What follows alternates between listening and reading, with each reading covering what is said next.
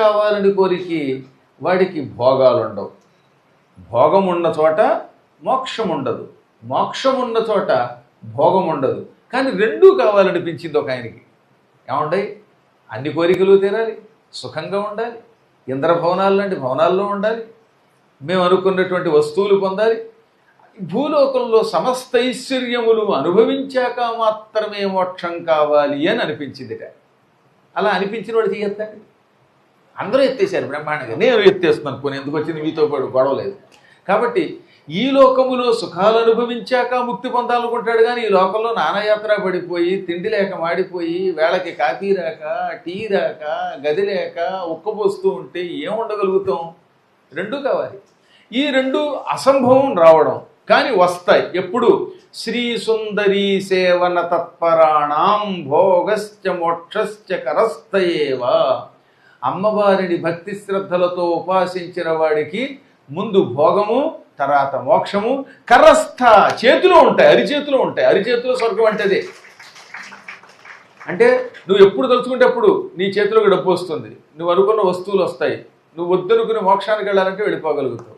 ఇది అమ్మ ఉపాసనలో ఉన్న గొప్పతనం. అందువల్లే నిరంతరాయంగా మన పీఠంలో అమ్మవారిని, ముగ్గురు అమ్మవార్లని ప్రతిష్ఠించి ఎందుకు పూజిస్తున్నాం? ఏ యాత్రకు వెళ్ళినా ఎందుకు 108 ప్రదక్షిణలు చేస్తున్నాం అంటే మీరు, మేము అందరూ కూడా భోగమోక్షములతో జీవితం అంతా సుఖంగా గడపడం కోసమే. అందులో అమ్మే అమ్మ రూపంలో ఉన్నప్పుడు అనుగ్రహించినంత తొందరగా అయ్యవారి రూపంలో అనుగ్రహించడు ఆయన. అయ్యవారు స్ట్రిక్ట్ వళ్ళి, అమ్మవారు మాత్రం సులభంగా అనుగ్రహిస్తుంది.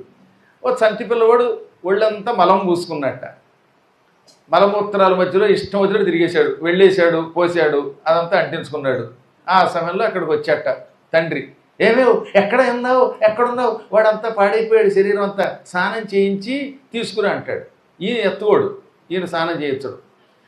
అప్పుడు అమ్మాయి వచ్చి మా అబ్బాయి అని ఈ మలమూత్రాలున్న అసహ్యించుకోకుండా వాడిని తీసుకెళ్ళి శుభ్రంగా బాత్రూంలో స్నానం చేయించి, తలంటి పోసి, మంచి బట్టలు వేసి, పౌడర్ రాసి, ఆ తర్వాత పట్టుకొస్తే నా కొడుకు, నా వారసుడు అని అప్పుడు కౌగులించుకుంటాడట తండ్రి. కానీ అమ్మ వాడు ఎలా ఉన్నా అసహ్యించుకోదండి. ఇప్పుడు కొన్ని చోట్ల మారిందండి. కలియుగంలో చాలా మార్పులు వస్తాయి. వారు వీరయ్యారు, వీరు వారు ఉన్నారు. కానీ సహజంగా ఏమవుతుందంటే ఎక్కువ చోట తల్లి పిల్లలని ఏ పరిస్థితుల్లోనూ అసహ్యించుకోదు. అమ్మ అటువంటిది, అయ్య ఇటువంటి వాడు. మనందరం సంసారం అనే బురదలో ఉన్నాం. చాలా జాగ్రత్తగా వినండి, వింటున్నప్పుడు ప్రత్యక్షరం వినండి. అమ్మవారి నామాల్లో ఒక నామం ఏమిటి? సంసార పంక నిర్మగ్న సముద్ధరణ పండిత. అవునా? లలితా సహస్రనామంలో ఉందా లేదా? సంసారం అనే పంక బురదలో పడిపోయి అంట మనం. అందులో మగ్నము అంటే మునిగిపోవుట, నిమగ్నము అంటే పూర్తిగా మునిగిపోవటం. అంటే పూర్తిగా కిందకి దిగిపోయాడు, ఆ బురదలో కూరుకుపోయాడు. మగ్నమునకు నిమగ్నమునకు చాలా తేడా ఉంది. మగ్నం అంటే పైపైన స్నానం చేయటం. కొంతమంది పొద్దున్నే లేస్తారు, స్నానం చేస్తారు, చెయ్యెత్తాడా వాసన, చచ్చిపోతాం చూడలేక. నిమగ్నం చెయ్యాలి, పూర్తిగా ములిగి స్నానం చేయాలి, శుభ్రంగా రుద్దుకోవాలి. మనం పక్కన కూర్చున్నామంటే ఆహ్లాదంగా ఉండాలి. సరే, ఏం చేస్తాం, ఇది కలి ప్రభావం అనుకోండి. కానీ కలియుగంలో చాలామంది బురదలో పూర్తిగా మునిగిపోయారు. అదేం బురద? సంసారం అనే బురద. ఈ సంసారం అనే బురదలో ములగని వాడు ఒక్కళ్ళేడు ఇక్కడ. ఈ 4 రోజులు మాత్రం ఉండర్లండి. ఈ 5-6 రోజులు మాత్రం పురాణ వైరాగ్యం కదా. గురువుగారి పురాణం వినేస్తున్నాం, ఇంకా మనకి ఈ సంసారం వద్దు, అన్నీ వదిలేసేద్దాం, హాయిగా సుఖంగా ఉందాం, వీలున్నంత వరకు మంచి పనులు చేద్దాం అనిపిస్తున్నాం. మళ్ళీ ఒక్కసారి స్వస్తి అన్నానా, ఎక్కడా వీడు మొహం తగలే, కాఫీ పోయలేదు అంటాడు, మళ్ళీ మామూలే. ఈ సంసారం లక్షణం అది. అందుకని సంసారమును భయంకరమైన బురద గుంటతో పోల్చారు.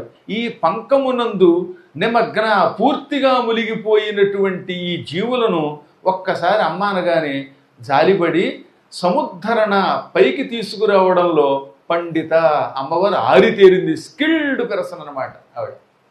బాగా ఒలిగిపోయాడు సంసారంలో. అయినా మనవాడు ఎప్పుడో ఒకప్పుడు అమ్మ అన్నట్ట, అమ్మయ్య అమ్మ అన్నాడుగా అని వెంటనే జాలిపడి ఈ సంసారం అనే బురదలో నుంచి వాడిని బయటికి తీసుకొచ్చి స్నానం చేయించి అప్పుడు మోక్షమునకు కామేశ్వరుడి చేతిలో పెడుతుంది. అందుకని అమ్మను పట్టుకోవాలి.